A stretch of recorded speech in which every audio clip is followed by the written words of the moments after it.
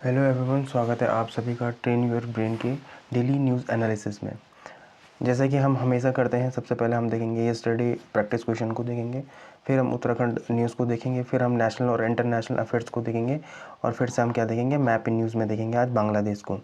तो जो सबसे पहले उत्तराखंड न्यूज़ है, इसमें हम देखेंगे ह्यूमन वाइल्ड लाइफ कॉन्फ्लिक्ट को देखेंगे। देखो, इसमें थोड़ा सा नया डेटा आया हुआ है, थोड़ा इसके बारे में जान लेते हैं, है ना। और हमने ह्यूमन वाइल्ड लाइफ जो कॉन्फ्लिक्ट है इसको पहले भी कवर कर दिया है, उसको मेंस और प्रीलिम्स के एस्पेक्ट से हमने पहले ही कवर कर दिया है।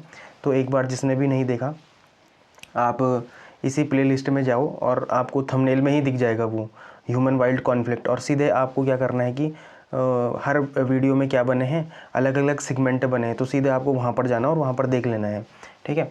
फिर दिल्ली देहरादून इकोनॉमिक कॉरिडोर ये जनवरी में शुरू होने जा रहा है, तो इसको भी देख लेंगे आज। इसमें अच्छी सी टर्म्स कुछ यूज़ हुए हैं, उनको देख लेंगे। ये इकोनॉमिक दृष्टि से कैसा इंपॉर्टेंट है, दिल्ली से देहरादून आने में कितना टाइम लगेगा हमको, या हमको ये वेस्ट यूपी से देहरादून को जोड़ने में किस हिसाब से मदद करेगा, मतलब क्या इंपॉर्टेंस होगी, इसको भी देख लेंगे। फिर हरिद्वार को जल क्रीड़ा केंद्र के रूप में डेवलप किया जाएगा, तो ये भी एक अच्छी न्यूज़ है, इसमें रोज़गार बढ़ेगा, सबसे इम्पोर्टेंट। और जो हमारे साहसिक खेल हैं उनकी दृष्टि से भी ये बड़ा इंपॉर्टेंट हो जाता है, ठीक है। फिर हम नेशनल और इंटरनेशनल करंट अफेयर में सबसे पहले देखेंगे घोस्ट पेयरिंग। ये हमारा जो व्हाट्सएप है ना, उससे रिलेटेड है। तो पेपर में कई बार टर्म्स से सीधे क्वेश्चन आ जाते हैं कि घोस्ट पेयरिंग का संबंध किससे है, तो हम इसको भी देखेंगे। और फिर मनरेगा का नाम फाइनली अब क्या हो गया है, VBG राम जी हो चुका है, ये कानून बन चुका है। अब ये संसद में दोनों सदनों से पास हो चुका था और राष्ट्रपति द्रौपदी मुर्मू जी ने इस पर क्या कर दिए, साइन भी कर दिए। एक शांति बिल भी था, ठीक है, उस पर भी क्या हो चुके हैं, वो भी क्या बन चुका है, बिल बन चुका है, तो उसको भी देख लेंगे। फिर अंतर्राष्ट्रीय ऊर्जा एजेंसी के बारे में देखो, यहाँ पर पेरिस समझौते के बारे में एक अच्छी रिपोर्ट आई है कि कैसे हमने कोयला की मांग को ठीक हमने क्या कर दिया है, 50% कम कर दिया है पूरे विश्व ने, ठीक है, ये भी इम्पॉर्टेंट है। और फिर मैप इन न्यूज़ में देखेंगे कि बांग्लादेश आजकल बड़ा ही ज्वलंत मुद्दा है भारत की सामरिक दृष्टि से भी, और भारत में कितना घुसपैठ हो रहा है बांग्लादेश से, इस दृष्टि से भी। तो थोड़ा सा हमारे लिए बांग्लादेश क्या हो जाता है, इम्पॉर्टेंट हो जाता है। तो सबसे पहले हम देखेंगे यस्टरडे प्रैक्टिस क्वेश्चन, जो शनिवार के क्वेश्चन रहे होंगे, जो वीकली करंट अफेयर में जो आया होगा ना, उसी के क्वेश्चन नहीं है। तो पहला क्वेश्चन है कि नीति आयोग द्वारा जारी आकांक्षी विकास खंड कार्यक्रम, मतलब एस्पिरेशनल ब्लॉक प्रोग्राम के अंतर्गत उत्तराखंड के कितने विकास खंडों का चयन किया गया है, और इसमें कितने ब्लॉक को हाल ही में बेहतर प्रदर्शन के लिए सम्मानित किया गया है। तो देखो, यहाँ पर 6 ब्लॉक थे, मोरी, सियालदह और गदरपुर, ठीक है, ये क्या थे, ये ब्लॉक्स थे। तो यहाँ पर इसका आंसर क्या हो जाएगा, बी बॉल हो जाएगा, ठीक है। फिर दूसरा क्वेश्चन देखते हैं। हाँ, भारतीय तटरक्षक बल में शामिल हुआ एक क्या है, अमूल्य पोत है, जो हमारा क्या है, वेसल है, उसके बारे में। तो ये क्या है, एक अदम्य श्रेणी का तीव्र गति पोत है ये, तो ये भी इम्पॉर्टेंट है, ठीक है। तो अब देखते हैं आज के उत्तराखंड न्यूज़ क्या क्या है। सबसे पहले मानव वन्यजीव कॉन्फ्लिक्ट के बारे में, तो हमने पिछले उसमें देख चुका थे प्रीलिम्स और मेंस के लिए कि कैसे हम इससे निपटान कर सकते हैं, ये सब कुछ हमने देख चुका था। तो इसमें क्या बोला है कि राज्य बनने के बाद अब तक का सबसे भीषण संघर्ष देखा गया 2025 में, मतलब 2025 में जितनी ह्यूमन वाइल्ड लाइफ कॉन्फ्लिक्ट्स हुई थी, इससे पहले कभी भी नहीं हुई। 2024 के मुकाबले इसमें कितने परसेंट की वृद्धि हुई है, 31% की वृद्धि हुई है। और जब हमारा राज्य बना था तब केवल 56 मामले थे, किसके, ह्यूमन वाइल्ड लाइफ कॉन्फ्लिक्ट के, लेकिन अब कितने हो चुके हैं, अब 10 सालों में बढ़कर 540 हो चुके हैं, ठीक है। तो ये इंपॉर्टेंट है। अब देखो ना, थोड़ा सा इसमें अच्छे से टर्म्स आए थे कि क्यों इतने ह्यूमन वाइल्ड लाइफ कॉन्फ्लिक्ट हो रखे हैं, ठीक है। और इसमें एक स्पेसिफिक भालू के बारे में आया था कि क्यों इतने ज़्यादा हो चुके हैं। तो देखो, क्लाइमेट चेंज, हम कह रहे हैं कि पोल्यूशन कम करो, क्लाइमेट चेंज को हम क्या करते हैं, उसको अच्छा बनाने के लिए ही प्रयास कर रहे हैं। अब इस पर कितने एस्पेक्ट्स में ये ह्यूमन के लिए ही खतरनाक हो जाएगा, अब आपको देखने को मिलेगा। देखो, सबसे जलवायु परिवर्तन, न्यूज़ में स्पष्ट किया गया है कि भोजन की कमी और मौसम के बदलाव के कारण भालुओं का व्यवहार बदल रहा है। जो वो हाइबरनेशन में जाते थे ना, शीत निद्रा में 6 महीने खाना खाते थे और 6 महीने सो जाते थे, तो वो नहीं कर पा रहे हैं वो, ठीक है। शीत निद्रा का ना होना, ग्लोबल वार्मिंग के कारण भालू नवंबर दिसंबर में सोने नहीं जा रहे हैं और भोजन की तलाश में आबादी की तरफ बढ़ रहे हैं। ये एक बहुत ही यूनिक पॉइंट है जो आपका उत्तर क्या करेगा, दूसरों से अलग बनाएगा। तो एक आप वहाँ पर हाइबरनेशन वाला क्या देख सकते हैं, एग्जाम्पल देख सकते हैं। ठीक है, फिर है सिकुड़ते जंगल और कॉरिडोर की कमी। जंगली जानवरों के लिए सुरक्षित रास्ते क्या हो चुके हैं, ख़त्म हो चुके हैं, क्योंकि हम लगातार ही कंस्ट्रक्शन का काम कर रहे हैं। तो जब हम कंस्ट्रक्शन का काम कर रहे हैं तो हम उनके लिए रास्ते नहीं छोड़ रहे हैं। ठीक है, इस वजह से भी क्या हो रहा है कि ह्यूमन वाइल्ड लाइफ कॉन्फ्लिक्ट देखने को मिल रही। तो ये थोड़ा सा एक डेटा था कि कैसे पिछली बार से कितना ज़्यादा हो चुका है ना, 2024 से कितना ज़्यादा हो चुका है, पिछले 25 सालों में कितनी ह्यूमन वाइल्ड लाइफ कॉन्फ्लिक्ट्स हो चुकी हैं। और ये एक इंपॉर्टेंट टर्म्स आया था, जैसे हाइबरनेशन वाली बात आई थी। तो मुझे लगा कि ये एक अच्छा पॉइंट बन सकता है आपके आंसर राइटिंग में, इसलिए यहाँ पर ये आज लाया गया है। फिर जो दूसरी न्यूज़ थी, ये संडे की न्यूज़ थी। ठीक है, और ये कल मैंने एक छोटा सा एक वीडियो बनाया था किस पे, अरावली के कटने से उत्तराखंड पे क्या प्रभाव बनेंगे। ठीक है, तो वहाँ पर मैंने इसका एक एग्जांपल दिया था आपको। ठीक है, तो यहाँ पर क्या लिखा था कि कोहरे से 9.9 डिग्री गिरा पारा, मसूरी मुक्तेश्वर से भी ठंडा रहा देहरादून। देखो ऐसा क्यों हो रहा है, क्योंकि पॉल्यूशन क्या है, देहरादून में ज़्यादा है। मसूरी मुक्तेश्वर तो हाइट पे है, तो यहाँ पर क्या होता है कि दिन के टाइम पे धूप अच्छी पड़ती है ना, और देहरादून में धूप नहीं पड़ पाती। तो यहाँ पर क्या होता है कि सूर्य का प्रकाश ज़मीन पर पहुँच ही नहीं पाता है, तो इसलिए वो क्या हो जाता है, उसको और ठंडा कर लेता है। ठीक है, अब आप यहाँ पर खुद ही देख लो, जो हमारे क्या है मैदानी स्थान है वो क्या है, ज़्यादा ठंडे है। जैसे देहरादून 12.3 डिग्री। ठीक है, मसूरी हाइट पे तो 22.3 हो गया। फिर टिहरी देखो 18.6, रुड़की 15.6, खटीमा 15, पंतनगर 14.5। तो जो हमारे मैदानी भाग है वहाँ पर क्या है, पोल्यूशन ज़्यादा है। इस वजह से वहाँ पर क्या नहीं हो पा रहा है, सूरज की किरणें आ नहीं पा रही हैं। तो जब सूरज की किरणें नहीं आ पा रही हैं तो क्या हो रहा है, वो मैदानी भाग ज़्यादा ठंडा हो रहा है। किसके, पहाड़ों के मुकाबले। पहाड़ों में कम से कम क्या होता है, दिन में मौसम साफ़ होने की वजह से क्या होता है, वहाँ पर सीधे तरीके से हमको प्रकाश मिलता है। इस वजह से वहाँ क्या है, तापमान इतना नहीं गिर रहा है। ठीक है, तो ये एक कारण था, मतलब मैंने कल बोला था कि मैं उसमें कारण बताऊँगा, तो ये कारण था। फिर एक अच्छी न्यूज़ ये है, ठीक है, ये तीसरी न्यूज़, कि दिल्ली देहरादून इकोनॉमिक कॉरिडोर क्या हो चुका है, तैयार हो चुका है, और ये जनवरी में क्या होगा, शुरू हो जाएगा। ठीक है, तो ये जीएस पेपर 3 इंफ्रास्ट्रक्चर से आप रिलेट कर सकते हैं इसको, जीएस पेपर 1 ज्योग्राफी से रिलेट कर सकते हैं। परियोजना का नाम क्या है, दिल्ली देहरादून एक्सप्रेसवे, जो कि भारतमाला परियोजना का क्या है, तहत बनाया गया है।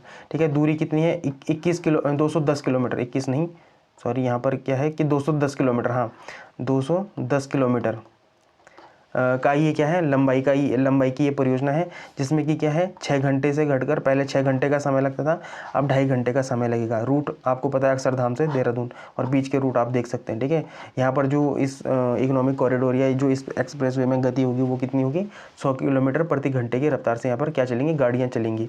फिर थोड़ा एनालिटिकल अगर एंगल देखें तो कनेक्टिविटी और अर्थव्यवस्था, यह केवल एक सड़क नहीं है, यह एक आर्थिक गलियारा इकोनॉमिक कॉरिडोर है। यह पश्चिमी यूपी और उत्तराखंड के बीच व्यापार और पर्यटन को क्या देगा, बढ़ावा देगा। फिर पर्यावरण बनाम विकास, मतलब इन्वायरमेंट वर्सेस डेवलपमेंट, यह हाईवे राजाजी नेशनल पार्क से होकर गुजरता है। यह एशिया का सबसे लंबा वाइल्ड लाइफ कॉरिडोर बनाया गया है यहाँ पर, ताकि जानवरों की आवाजाही न रुके। यह एक सस्टेनेबल डेवलपमेंट का क्या है, अच्छा एक क्लासिकल एग्जाम्पल है। तो यहाँ पर आप क्या कर सकते हैं, कोड कर सकते हैं अपने किसमें, आंसर राइटिंग में, अपने इंटरव्यूज़ में, और अपने प्रीलिम्स में भी जब ये क्वेश्चन आएगा तो वहाँ पर भी ये क्या बन के आएगा, एक स्टेटमेंट बन के आएगा। तो वहाँ के लिए भी ये इंपॉर्टेंट हो जाता है। अब देखो यहाँ पर क्या हुआ था, जो गिरिजा देवी थी, गिरिजा देवी हैं, उनका क्या हो गया, देहांत हो गया। तो वो क्या थी, पद्म विभूषण थी। तो मुझे लगा कि यहाँ पर से एक क्वेश्चन आ सकता है कि गिरिजा देवी का संबंध किससे, तो वो किससे है, भारतीय शास्त्रीय संगीत से उनका क्या है, संबंध है। तो ये क्वेश्चन आ सकता है, ये 1 लाइनर फैक्ट है। ठीक है, फिर हरिद्वार जल क्रीड़ा केंद्र, मतलब जल क्रीड़ा पर्यटन का एक नया केंद्र बनेगा। ये जीएस पेपर आप जो पाँचवां और छठवां पेपर है ना, उत्तराखंड स्पेशल, आप वहाँ से इसको क्या कर सकते हैं, रिलेट कर सकते हैं। उत्तराखंड के उत्तराखंड के भूगोल, पर्यटन और उत्तराखंड की अर्थव्यवस्था, रोजगार से भी आप क्या कर सकते हैं, इसको रिलेट कर सकते हैं। मेंस में राज्य में पर्यटन की संभावना और चुनौतियों के बारे में आता है, तो वहाँ पर भी आप इसको रिलेट कर सकते हैं। ठीक है, प्रीलिम्स के क्या फैक्ट पूछ सकता है कि कहाँ पर ये केंद्र बन रहा है, तो यह भीमगोड़ा बैराज के पास क्या हो रहा है, विकसित हो रहा है। यहाँ पर कौन कौन सी गतिविधियाँ होंगी, तो water skiing, kayaking, canoeing, paddle boat और वाटर स्कूटर जैसी गतिविधियां होंगी। किसके तर्ज पर बन रहा है, तो टिहरी झील और ऋषिकेश के तर्ज पर इसको क्या किया जा रहा है, विकसित किया जा रहा है। आप इसको मेंस में भी इसका उपयोग कर सकते हैं। तो मेंस में इसका उपयोग कैसे कर सकते हैं, जब क्वेश्चन एडवेंचर टूरिज्म पे आएगा तो आप इसका क्या कर सकते हैं, करंट एग्जाम्पल के तौर पर इसको कोड कर सकते हैं। रोजगार के उस पे एस्पेक्ट्स पे भी आप इसको क्या कर सकते हैं, कोड कर सकते हैं। यह स्थानीय युवाओं को प्रशिक्षण देकर रोजगार से जोड़ने का एक माध्यम बनेगा, जो राज्य की बेरोजगारी और पलायन की समस्या को क्या करेगा, कम करने में मदद करेगा। ठीक है, तो ये क्या थे आज के और कल के संडे के क्या थे इंपॉर्टेंट न्यूज़ थी। ठीक है, जिनको हमने क्या कर दिया, कवर कर दिया। अब हम नेशनल और इंटरनेशनल न्यूज़ को देखते हैं। सबसे पहले देखो यहाँ पर एक टर्म आया था घूस्ट पेयरिंग। तो घूस्ट पेयरिंग क्या होता है, घूस्ट पेयरिंग क्या होता है कि यह एक साइबर हमला होता है जिसका उल्लेख क्या क्लिपिंग में किया जाता है ना। प्रक्रिया इसमें हमलावर बिना पासवर्ड और सिम स्वैप के भी क्या कर सकता है, डिवाइस लिंकिंग फीचर का गलत इस्तेमाल करके यूज़र के व्हाट्सएप पर क्या कर सकता है, पूरा कंट्रोल कर सकता है ना। आप इसको कैसे रिलेट करेंगे, तो GS पेपर 3 इंटरनल सिक्योरिटी से भी आप इसको रिलेट कर सकते हैं। जैसे संचार नेटवर्क के माध्यम से आंतरिक सुरक्षा की क्या चुनौतियाँ हैं, साइबर सुरक्षा की बुनियादी बातें जो भी होती हैं। ठीक है, ये GS पेपर 3 के इंटरनल सिक्योरिटी वाले चैप्टर में है, ठीक, यूनिट में है। फिर GS पेपर 3 के साइंस और टेक्नोलॉजी में IT और कंप्यूटर के क्षेत्र की जागरूकता यहाँ पर भी आ सकता है। और प्रीलिम्स में क्या आता है, सर्ट इन के बारे में आता है। तो सर्ट इन के बारे में भी देख लेते हैं, सर्ट इन क्या होता है। देखो सर्ट इन क्या होता है, Indian computer emergency response team होती है। सर्ट इन की फुल फॉर्म क्या होती है, इंडियन कंप्यूटर इमरजेंसी और रिस्पॉन्स टीम। ये एक स्टैचुरी बॉडी है। सबसे पहले आपको ये समझना पड़ेगी ये कैसी बॉडी है, तो ये एक स्टैचुरी बॉडी है, सांविधिक निकाय है। ठीक है, ये तो यह भारत की नोडल साइबर सुरक्षा एजेंसी है। यह इलेक्ट्रॉनिक्स और सूचना प्रौद्योगिकी मंत्रालय मतलब MeitY के अंतर्गत क्या करती है, आती है। इसकी स्थापना IT एक्ट 2000 के तहत हुई थी और 2008 में संशोधन के तहत क्या कहा गया था, इसको एक स्टैचुरी बॉडी का दर्जा दिया गया था। इसका कार्य क्या है, साइबर घटनाओं का पूर्वानुमान लगाना, अलर्ट जारी करना और आपातकालीन प्रतिक्रिया देना था। ठीक है, ये इसके बेस पे आपके लिए क्वेश्चन है, आप इसको क्या कर सकते हैं, कमेंट सेक्शन में इसका आंसर दे सकते हैं। फिर गगनयान के बारे में थोड़ा सा एक इम्पॉर्टेंट न्यूज़ थी। ठीक है, ड्रॉग पैरासूट के बारे में था। ठीक है, ड्रॉग पैरासूट क्या होता है, सीधे प्रीलिम्स में क्वेश्चन आ सकता है कि ड्रॉग पैरासूट का संबंध किससे है। ठीक है, तो गगनयान, तो इसको आप जब लिंक करेंगे तो किससे, GS paper 3 science and technology से आप इसको रिलेट कर सकते हैं। कहाँ पर, अंतरिक्ष के क्षेत्र में जागरूकता है ना, और स्वदेशी तकनीकी का विकास मतलब इंडिजीनियस टेक्नोलॉजी में। और प्रीलिम्स में तो सीधे आपसे पूछ सकते हैं, साइंस एंड टेक्नोलॉजी के जितने भी करंट अफेयर आते हैं उस पर सीधा क्वेश्चन बन सकता है। और गगनयान मिशन के घटक के बारे में भी सीधा क्वेश्चन बन सकता है। तो देखते हैं ड्रॉग पैरासूट है क्या। तो यह एक छोटा गोलाकार और शंकु के आकार का पैरासूट होता है। इसका कार्य क्या होता है कि इसका मुख्य काम क्या होता है, क्रू मॉडल, यह जो क्रू मॉडल की गति को क्या करना होता है, तुरंत कम करना होता है और उसको स्टेबिलिटी प्रदान करना होता है। ठीक है, यह क्या है, एक मुख्य पैरासूट नहीं है, यह मुख्य पैरासूट से पहले खुलता है ना। जैसे मुख्य पैरासूट खुलेगा उससे पहले ये खुलेगा। ठीक है, और ये क्या करेगा, जब पहले खुलेगा तो जो क्रू मॉडल होगा ना उसकी गति को क्या करेगा, पहले तो कम करेगा फिर उसको स्टेबिलिटी भी देगा। ठीक है, तो ये है। तो इसमें गगनयान की क्या भूमिका है, गगनयान मिशन में इसकी क्या भूमिका है, तो संख्या क्या होगी कि इसमें 10 ड्रॉग पैरासूट लगाए जाएंगे। कब इस्तेमाल किया जाएगा, जब अंतरिक्ष यात्री वापस धरती पर लौट रहे होंगे, री एंट्री फेज में। ठीक है, फिर इसका सीक्वेंस क्या होगा, पहले री एंट्री होगी तो ड्रॉग पैरासूट खुलेंगे, ये क्या करेंगे, गति को कम करेंगे, स्थिरता देंगे, किसको, क्रू मॉडल को। फिर क्या होगा, पायलट पैरासूट खुलेगा, ड्रॉग है ना, मतलब जैसे ये ड्रॉग पैरासूट खुलेंगे उसके बाद क्या होगा कि पायलट क्या करेगा, मुख्य पैरासूट खोल के अपने धरती पे क्या करेगा, लैंड करेगा। ठीक है, फिर यहाँ पर कहाँ पर ये ड्रॉग पैरासूट में किसने अपना क्या दिया, योगदान दिया, उसके विकास में योगदान दिया, और कहाँ पर इसका क्या हुआ, टेस्ट हुआ। तो इसको देख लेते हैं। देखो किसने टेस्ट किया, तो इसरो ने इसको टेस्ट किया। कहाँ टेस्ट हुआ, तो TBRL मतलब terminal ballistic research lab Chandigarh में इसका क्या हुआ, टेस्ट हुआ। किसने सहयोग दिया, तो एक तो DRDO की लैब ही है ये टर्मिनल बैलिस्टिक रिसर्च लैब, और एक किसने दिया, तो विक्रम साराभाई स्पेस सेंटर ने इसको विकसित करने में अपना सहयोग दिया। तो ये आपके लिए क्या है, एक प्रीलिम्स का क्वेश्चन है, आप इसका क्या कर सकते हैं, कमेंट सेक्शन में आंसर दे सकते हैं। ठीक है, अब फाइनली क्या हुआ कि मनरेगा का नाम अब क्या हो चुका है, VB जी राम जी हो चुका है। ठीक है, सही है या गलत है ये एक अलग डिबेट है, लेकिन हम एग्ज़ाम पॉइंट ऑफ व्यू के लिए इसको कहाँ पर रिलेट कर सकते हैं उसको देखते हैं। ठीक है, GS पेपर 2 जो हमारी सरकारी नीतियाँ हैं वहाँ पर हम इसको रिलेट कर सकते हैं। GS पेपर 3 में अर्थव्यवस्था रोजगार के साथ इसको रिलेट कर सकते हैं। सरकार ने पुराने मनरेगा कानून का नाम बदलकर नया मॉडल पेश किया है।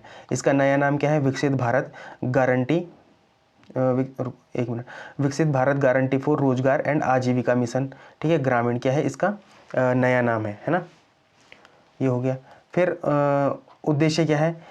इसे केवल एक कल्याणकारी योजना नहीं बल्कि विकास का समग्र समाधान बनाया गया है जो विकसित भारत 2047 के विजन से मेल खाता है, ठीक है।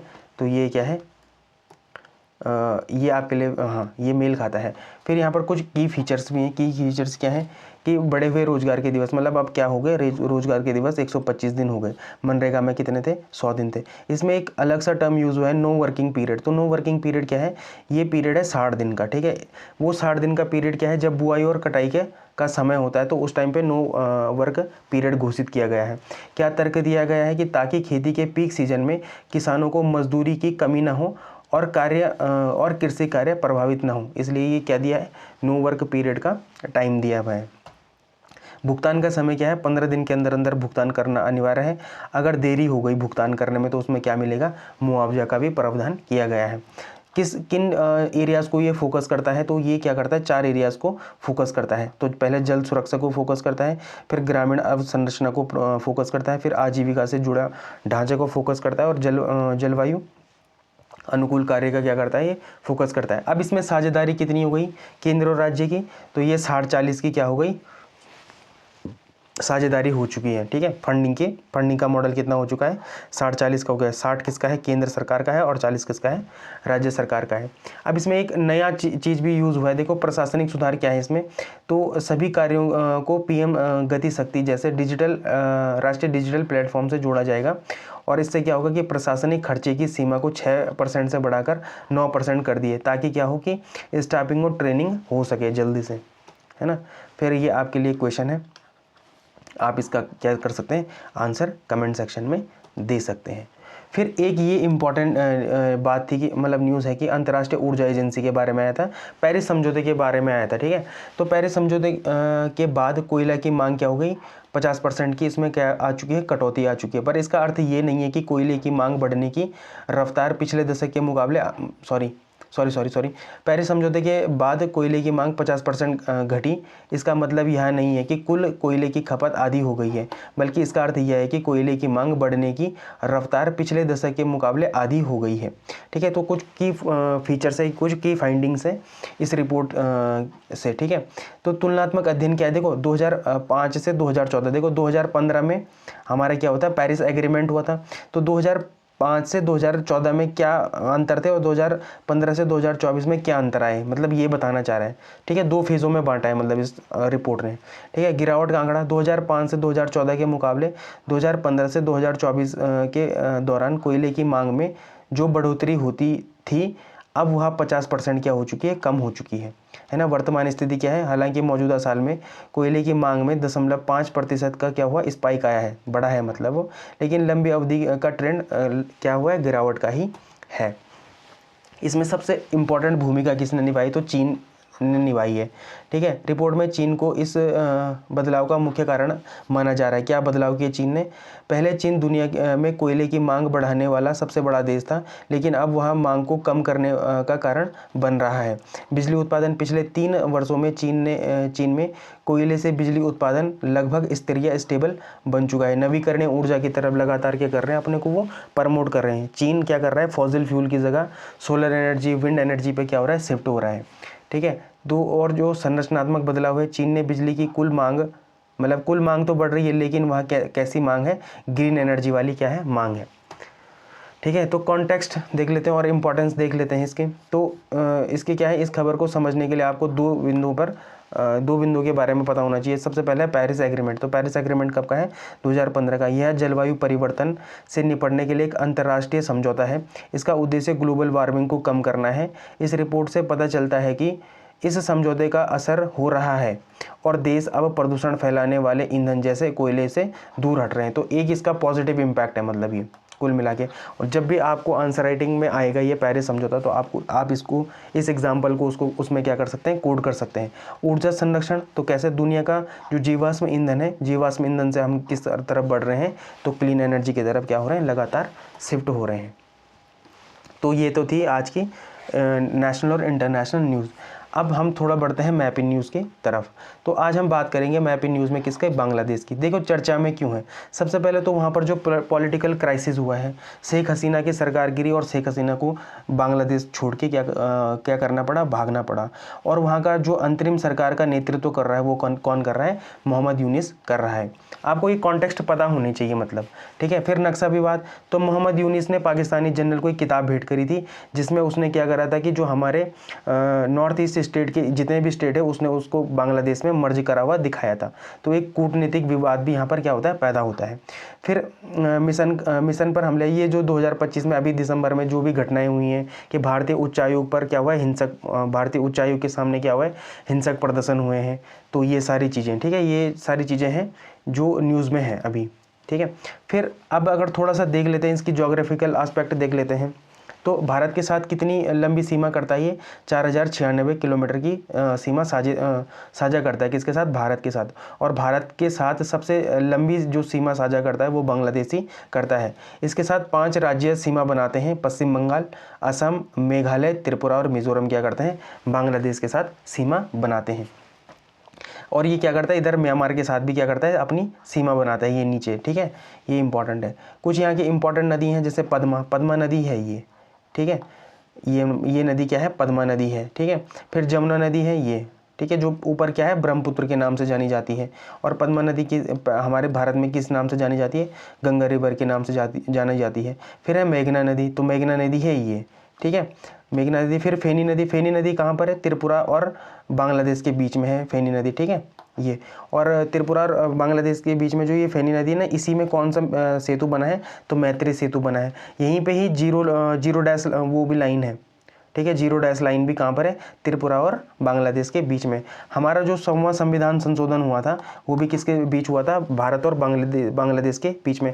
यहाँ पर हमने क्या करा था कि स्थानों का मतलब जो भी स्पेसिफिक स्थान थे हमने उनका क्या करा था, सुनियोजित तरीके से उनको निपटाने की कोशिश करी थी और वो सफल भी रहा था, ठीक है। जब कौन थी वहाँ पर, शेख हसीना थी, ठीक है। कुछ प्रमुख बंदरगाह भी देख लेते हैं, चट्टागोंग पोर्ट है, सबसे बड़ा बंदरगाह चीन की स्ट्रिंग ऑफ पर्ल्स नीति के कारण सामरिक रूप से महत्वपूर्ण हो जाता है। तो चट्टागोंग जो बंदरगाह है वो कहाँ पर है, यहाँ पर है, ठीक है, ये इंपॉर्टेंट है, जो चट्टागोंग बंदरगाह है वो यहाँ पर है, ठीक। फिर मोलांग पोर्ट, तो मोलांग पोर्ट कहाँ पर है, यहाँ पर है, ठीक है, ये इंपॉर्टेंट हो जाता है, ठीक है। फिर क्या लिख रखा है ये, माताबरी, यहाँ जापान की मदद से डीप सी पोर्ट है ये, ठीक है। तो माताबरी पोर्ट भी कहाँ पर है, यहाँ पर है, ठीक है, सॉरी ये ऊपर नहीं है, यहाँ नीचे पर कौन है, माताबरी पोर्ट है, ठीक है, ये इंपॉर्टेंट है, कॉक्स बाजार के ऊपर है यहाँ पर, ठीक है, माताबरी पोर्ट।